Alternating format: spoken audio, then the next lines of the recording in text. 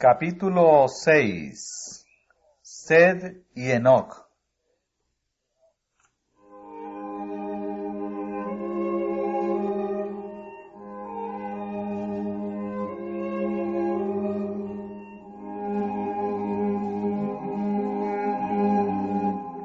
Adán tuvo otro hijo que debía ser el heredero de la promesa divina, el heredero de la primogenitura espiritual. El nombre dado a este hijo, Sed, significa señalado o compensación, pues dijo la madre: Dios me ha sustituido otra simiente en lugar de Abel, a quien mató Caín.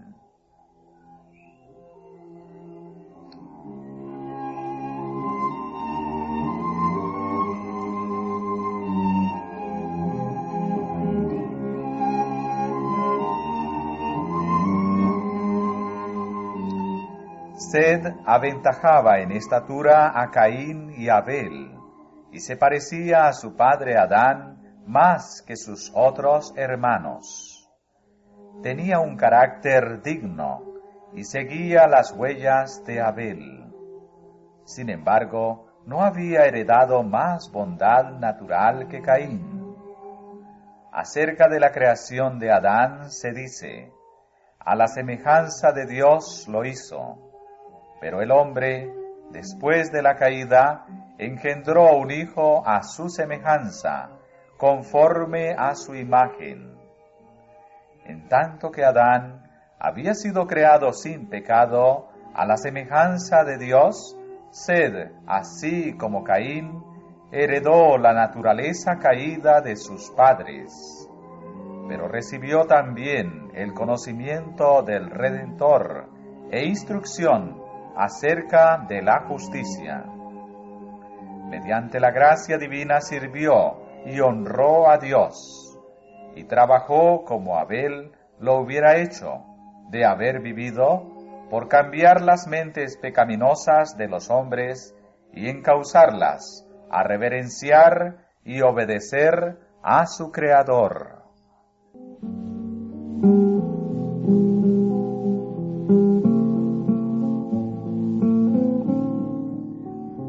Y a Sed también le nació un hijo, y llamó su nombre Enos.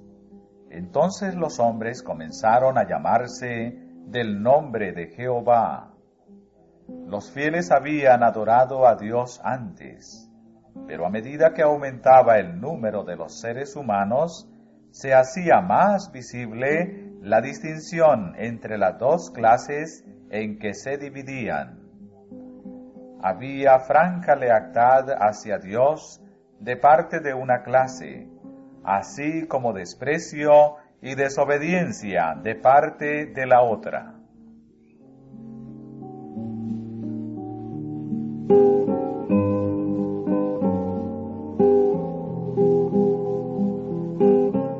Antes de la caída, nuestros primeros padres habían guardado el sábado que había sido instituido en el Edén, y después de su expulsión del paraíso, continuaron observándolo.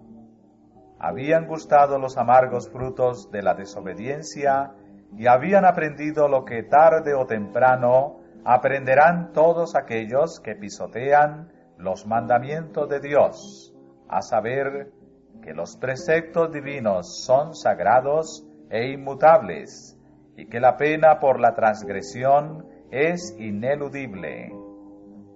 El sábado fue honrado por todos los hijos de Adán que permanecieron leales a Dios, pero Caín y sus descendientes no respetaron el día en el cual Dios había reposado.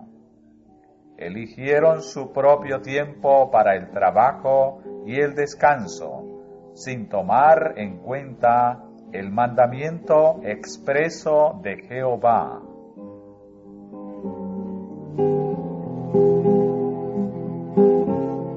Al recibir la maldición de Dios, Caín se había retirado de la familia de sus padres. Había escogido primeramente el oficio de labrador y luego fundó una ciudad, a la cual dio el nombre de su hijo mayor. Se había retirado de la presencia del Señor, desechando la promesa del Edén restaurado, para buscar riquezas y placer en la tierra maldita por el pecado, y así se había destacado como caudillo de la gran multitud que adora al Dios de este mundo. Sus descendientes se distinguieron en todo lo referente al mero progreso terrenal y material, pero menospreciaron a Dios y se opusieron a sus propósitos hacia el hombre.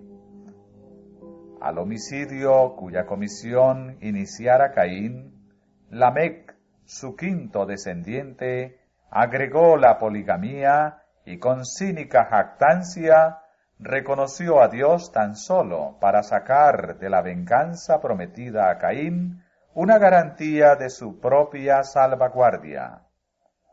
Abel había llevado una vida pastoral, habitando en tiendas o cabañas, y los descendientes de Sed hicieron lo mismo, y se consideraron peregrinos y advenedizos sobre la tierra, que buscaban una patria mejor, es a saber, la celestial.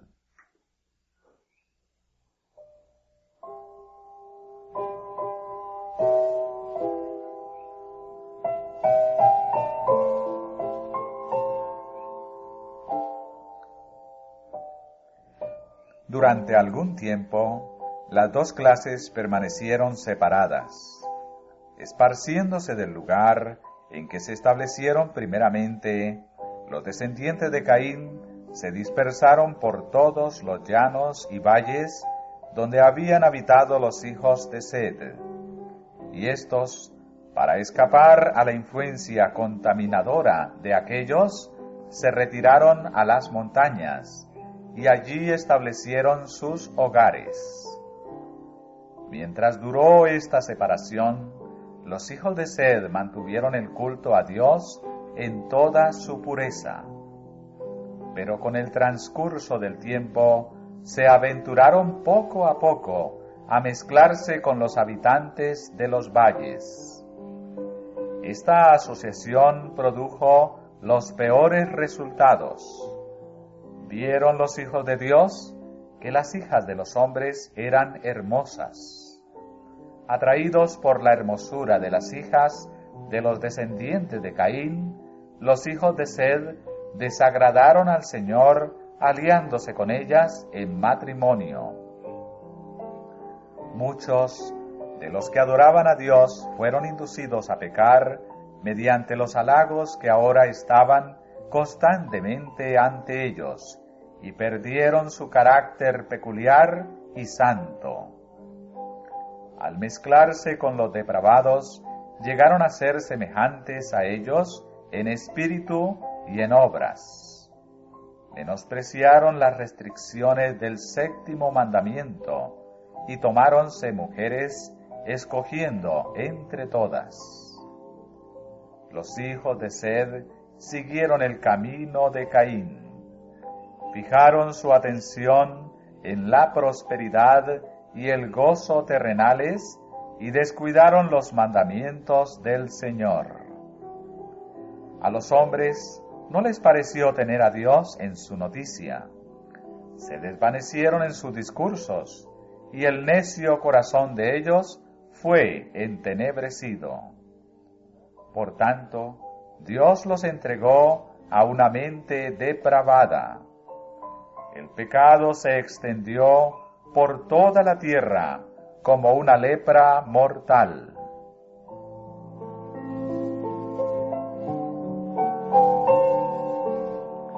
Adán vivió casi 1000 años entre los hombres, como testigo de los resultados del pecado. Con toda fidelidad trató de poner coto a la corriente del mal.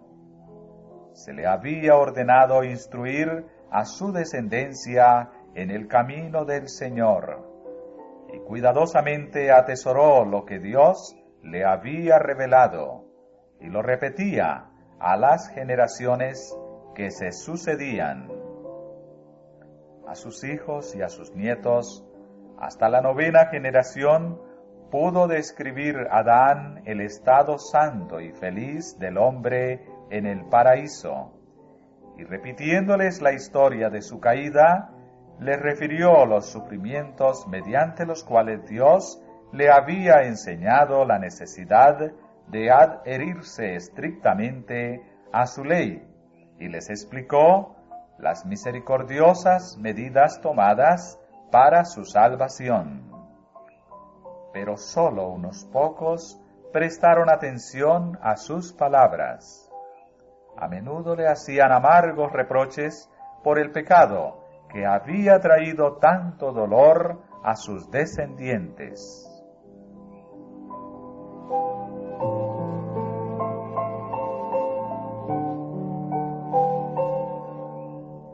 La de Adán fue una vida de tristeza, humildad y contrición.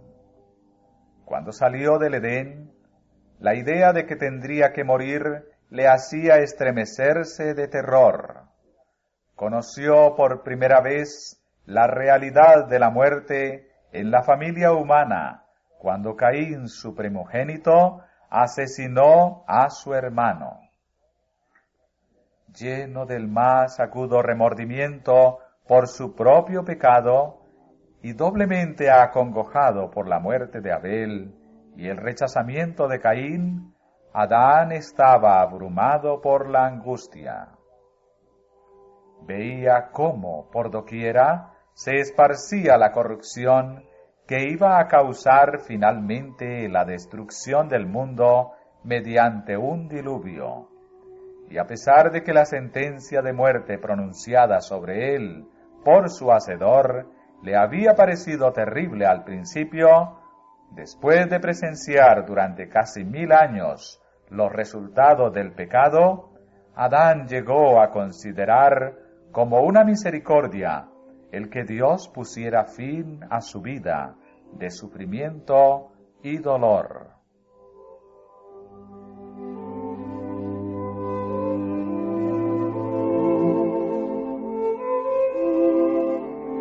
No obstante la iniquidad del mundo antediluviano, esa época no fue, como a menudo se ha supuesto, una era de ignorancia y barbarie. Los hombres tuvieron oportunidad de alcanzar un alto desarrollo moral e intelectual. Poseían gran fuerza física y mental, y sus ventajas para adquirir conocimientos religiosos y científicos eran incomparables. Es un error suponer que porque vivían muchos años, sus mentes alcanzaban tarde su madurez. Sus facultades mentales se desarrollaban temprano, y los que abrigaban el temor de Dios y vivían en armonía con su voluntad, continuaban aumentando en conocimiento y en sabiduría durante toda su vida.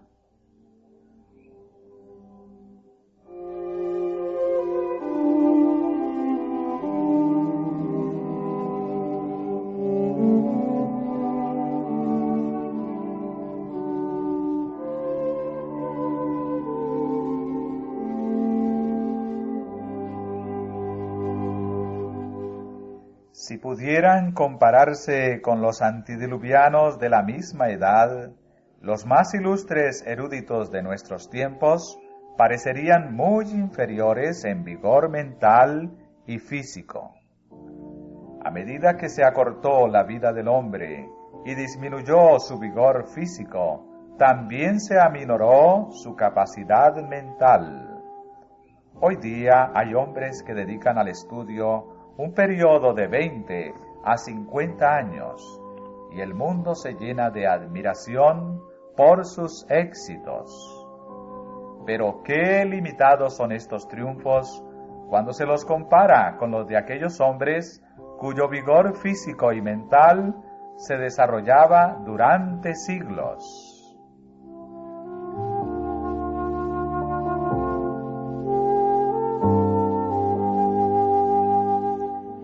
Es verdad que los hombres de los tiempos modernos tienen el beneficio del conocimiento alcanzado por sus predecesores.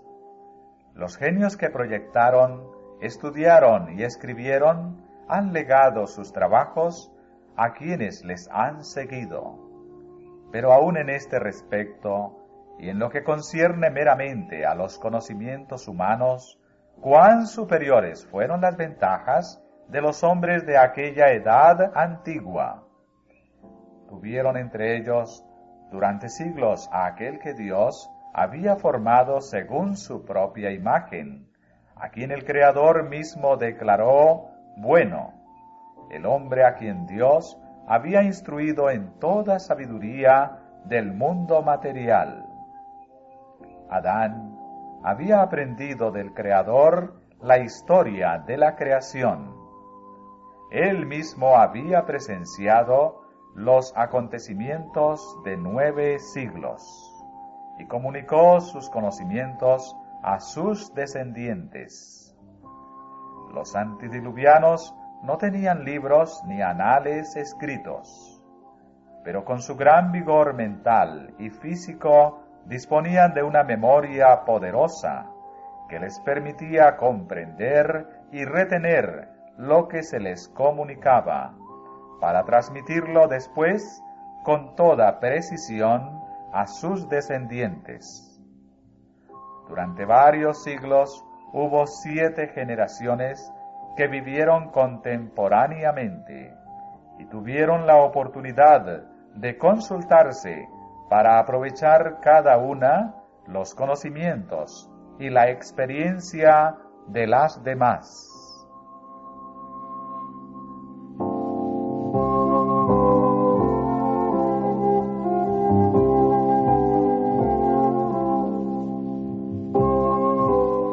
Las ventajas que gozaron los hombres de aquellos tiempos para obtener un conocimiento de Dios por el estudio de su obra no han sido igualadas desde entonces. Lejos de ser una era de tinieblas religiosas, fue una edad de grandes luces. Todo el mundo tuvo la oportunidad de recibir instrucción de Adán, y los que temían al Señor tuvieron también a Cristo y a los ángeles por maestros, y tuvieron un silencioso testimonio de la verdad en el huerto de Dios, que durante siglos permaneció entre los hombres. A la puerta del paraíso, guardada por querubines, se manifestaba la gloria de Dios, y allí iban los primeros adoradores a levantar sus altares y a presentar sus ofrendas. Allí era donde Caín y Abel habían llevado sus sacrificios y Dios había condescendido a comunicarse con ellos.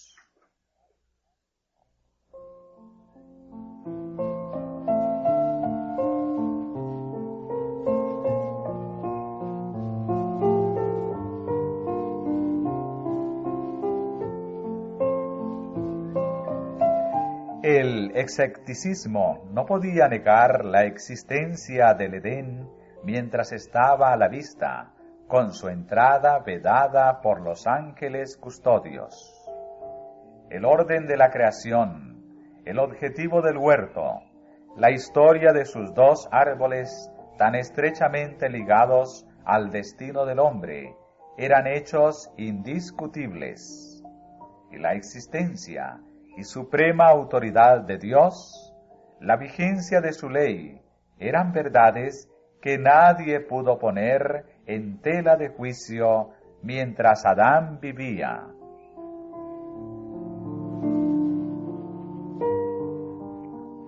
A pesar de la iniquidad que prevalecía, había un número de hombres santos, ennoblecidos y elevados por la comunión con Dios, que vivían en compañerismo con el cielo. Eran hombres de poderoso intelecto, que habían realizado obras admirables. Tenían una santa y gran misión, a saber, desarrollar un carácter justo y enseñar una lección de piedad, no solo a los hombres de su tiempo, sino también a las generaciones futuras. Solo algunos de los más destacados se mencionan en las Escrituras, pero a través de todos los tiempos, Dios tuvo testigos fieles y adoradores sinceros.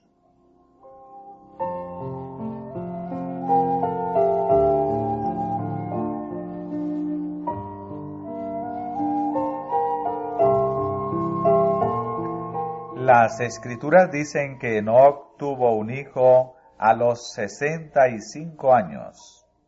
Después anduvo con Dios durante 300 años. En la primera parte de su vida, Enoc había amado y temido a Dios y guardado sus mandamientos. Pertenecía al santo linaje, a los depositarios de la verdadera fe, a los progenitores de la simiente prometida. De labios de Adán había aprendido la triste historia de la caída y las gozosas nuevas de la gracia de Dios contenidas en la promesa, y confiaba en el Redentor que vendría. Pero después del nacimiento de su primer hijo, Enoc alcanzó una experiencia más elevada. Fue atraído a más íntima relación con Dios. Comprendió más cabalmente sus propias obligaciones y responsabilidades como hijo de Dios. Cuando conoció el amor de su hijo hacia él y la sencilla confianza del niño en su protección, cuando sintió la profunda y anhelante ternura de su corazón hacia su primogénito, aprendió la preciosa lección del maravilloso amor de Dios hacia el hombre, manifestado en la dádiva de su Hijo, y la confianza que los hijos de Dios podían tener en el Padre Celestial. El infinito e inescrutable amor de Dios, manifestado mediante Cristo, se convirtió en el tema de su meditación de día y de noche, y con todo el fervor de su alma trató de manifestar este amor a la gente entre la cual vivía.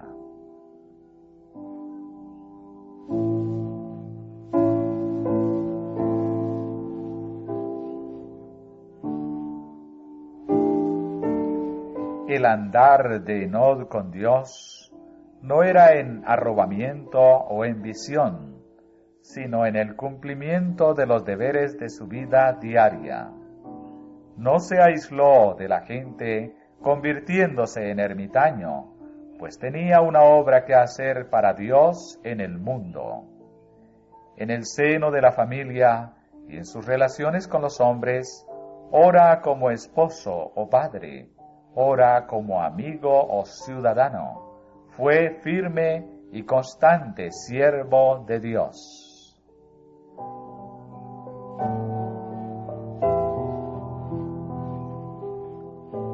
Su corazón estaba en armonía con la voluntad de Dios, pues ¿andarán dos juntos si no estuvieren de concierto?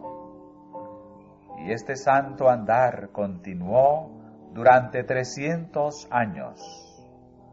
Muchos cristianos serían más fervientes y devotos si supiesen que tienen solo poco tiempo que vivir, o que la venida de Cristo está por suceder.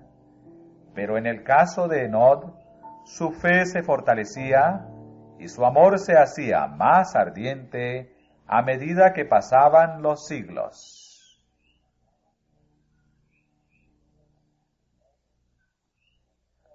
Enoc poseía una mente poderosa, bien cultivada y profundos conocimientos. Dios le había honrado con revelaciones especiales. Sin embargo, por el hecho de que estaba en continua comunión con el cielo y reconocía constantemente la grandeza y perfección divinas, fue uno de los hombres más humildes. Cuanto más íntima era su unión con Dios, tanto más profundo era el sentido de su propia debilidad e imperfección.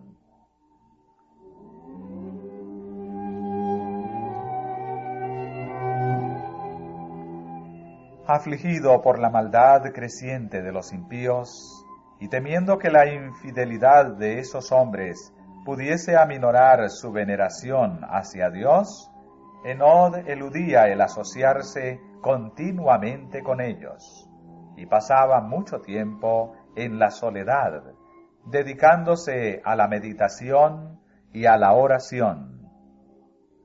Así esperaba ante el Señor, buscando un conocimiento más claro de su voluntad a fin de cumplirla. Para él la oración era el aliento del alma. Vivía en la misma atmósfera del cielo.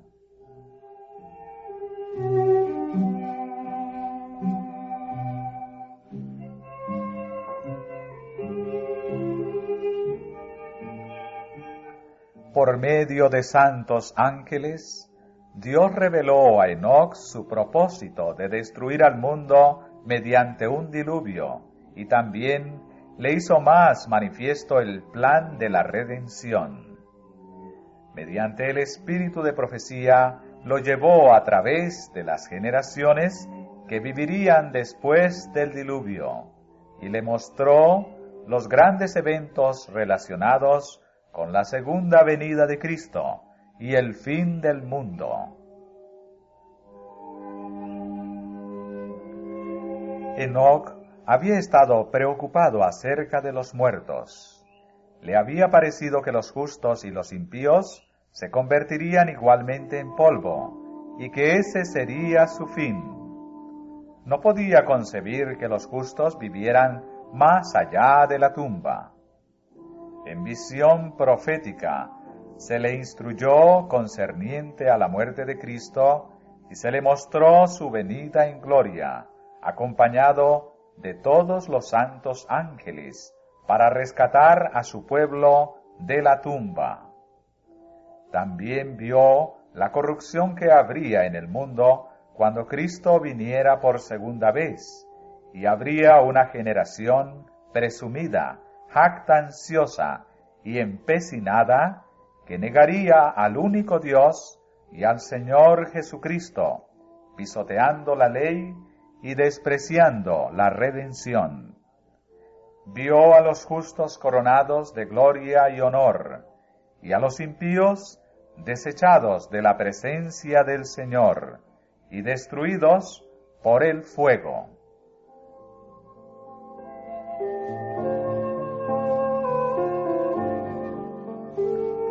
Enoc se convirtió en el predicador de la justicia e hizo saber al pueblo lo que Dios le había revelado. Los que temían al Señor buscaban a este hombre santo para compartir su instrucción y sus oraciones. También trabajó públicamente, dando los mensajes de Dios a todos los que querían oír las palabras de advertencia. Su obra no se limitaba a los descendientes de Sed. En la tierra donde Caín había tratado de huir de la divina presencia, el profeta de Dios dio a conocer las maravillosas escenas que había presenciado en visión. He aquí, dijo, el Señor es venido con sus santos millares, a hacer juicio contra todos, y a convencer a todos los impíos de entre ellos, tocante a todas sus obras de impiedad que han hecho impíamente.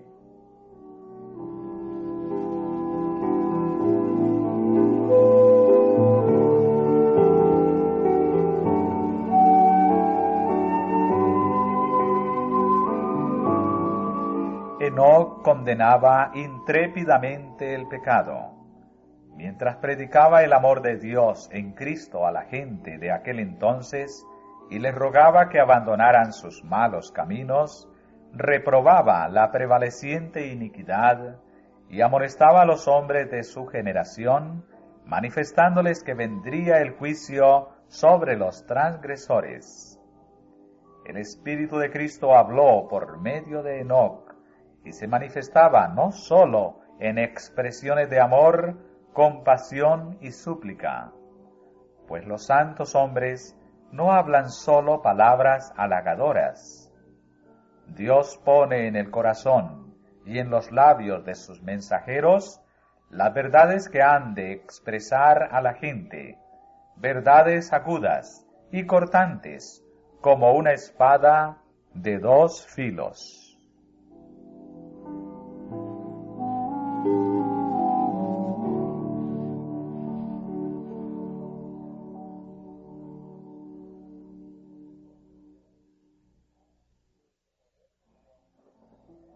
El poder de Dios que obraba con sus siervos se hacía sentir entre los que le oían.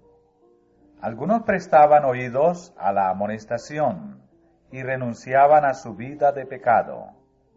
Pero las multitudes se mofaban del solemne mensaje y seguían más osadamente en sus malos caminos. En los últimos días, los siervos de Dios han de dar al mundo un mensaje parecido, que será recibido también con incredulidad y burla. El mundo antediluviano rechazó las palabras de amonestación del que anduvo con Dios. E igualmente, la última generación no prestará atención a las advertencias de los mensajeros del Señor.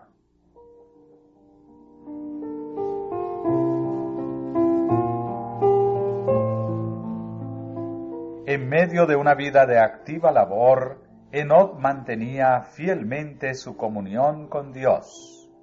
Cuanto más intensas y urgentes eran sus labores, tanto más constantes y fervorosas eran sus oraciones. Seguía apartándose durante ciertos lapsos de todo trato humano. Después de permanecer algún tiempo entre la gente, trabajando para beneficiarla mediante la instrucción y el ejemplo, se retiraba con el fin de estar solo, para satisfacer su sed y hambre de aquella divina sabiduría que sólo Dios puede dar.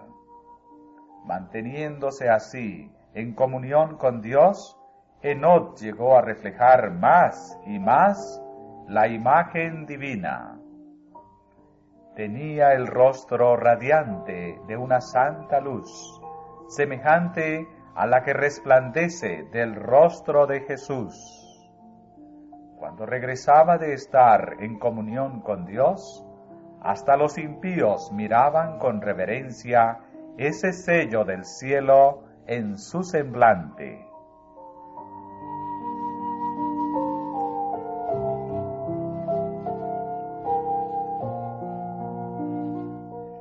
La iniquidad de los hombres había llegado a tal grado que su destrucción quedó decretada. A medida que los años pasaban, crecía más la ola de la culpabilidad humana y se volvían más oscuras las nubes del juicio divino. Con todo, Enoc, el testigo de la fe, perseveró en su camino, amonestando, suplicando, implorando, tratando de rechazar la ola de culpabilidad y detener los dardos de la venganza.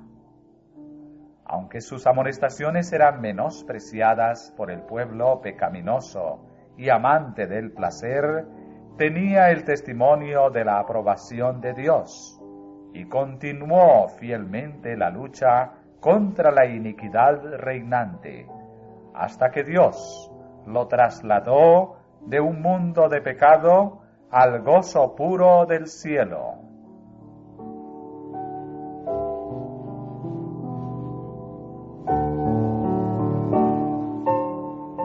Los hombres de aquel entonces se burlaron de la insensatez del que no procuraba acumular oro o plata, ni adquirir bienes terrenales.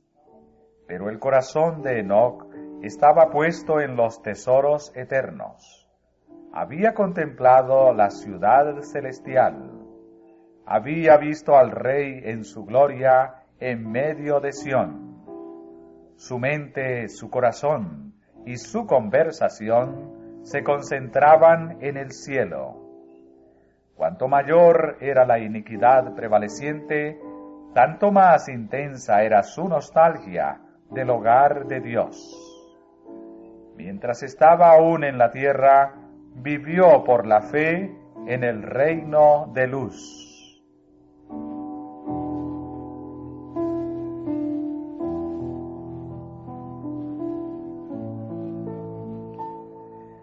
Bienaventurados los de limpio corazón, porque ellos verán a Dios.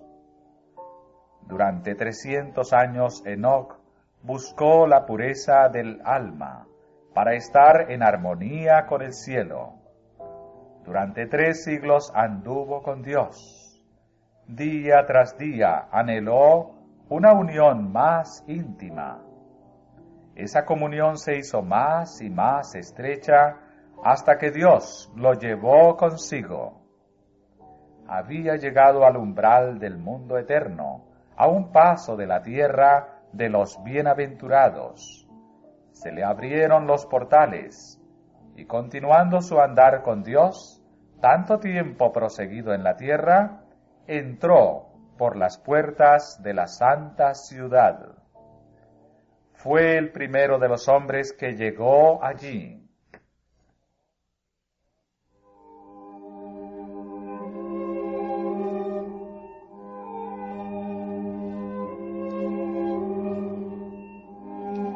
La desaparición de Enoc se sintió en la tierra. La voz de instrucción y amonestación que se había escuchado día tras día se echó de menos.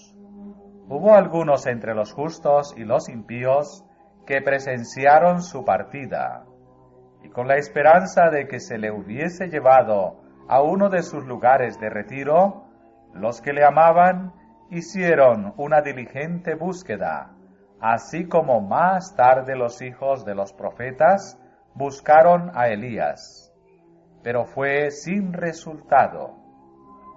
Informaron que no estaba en ninguna parte, porque Dios lo había llevado consigo.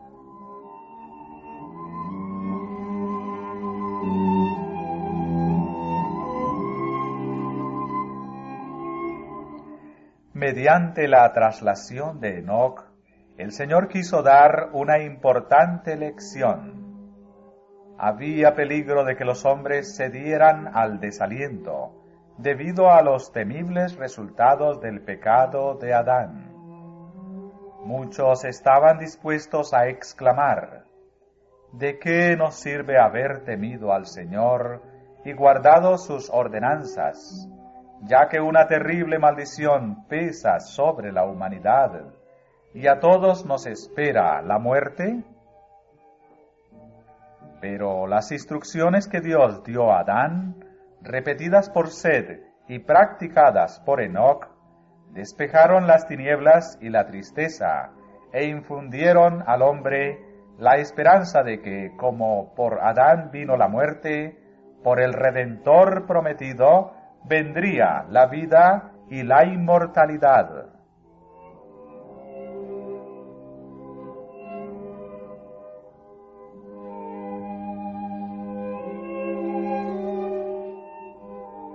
Satanás procuraba inculcar a los hombres la creencia de que no había premio para los justos ni castigo para los impíos, y que era imposible para el hombre obedecer los estatutos divinos.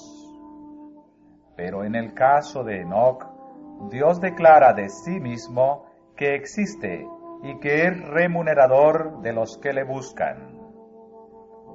Revela lo que hará en bien de los que guardan sus mandamientos.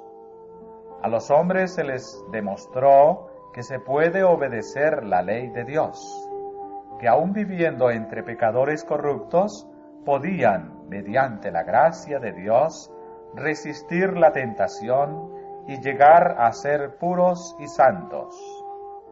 Vieron en su ejemplo la bienaventuranza de esta vida, y su traslación fue una evidencia de la veracidad de su profecía acerca del porvenir que traerá un galardón de felicidad, gloria y vida eterna para los obedientes, y de condenación, pesar y muerte para el transgresor.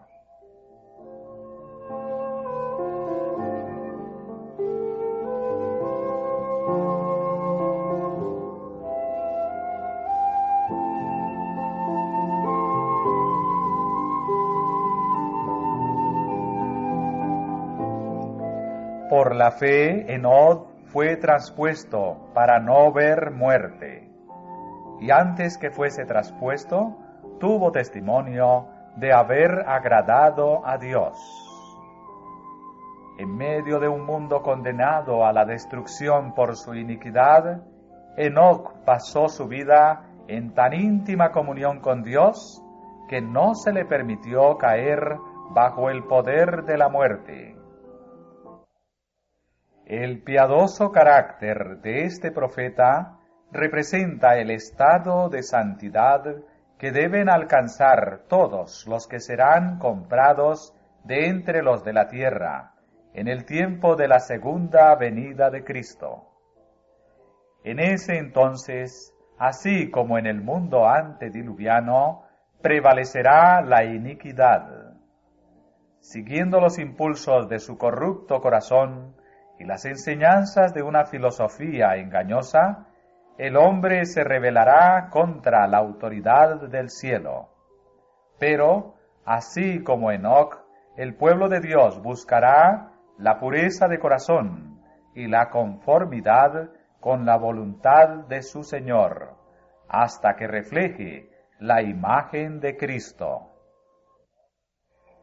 Tal como lo hizo Enoc, anunciarán al mundo la segunda venida del Señor y los juicios que merecerá la transgresión, y mediante su conversación y ejemplos santos condenarán los pecados de los impíos.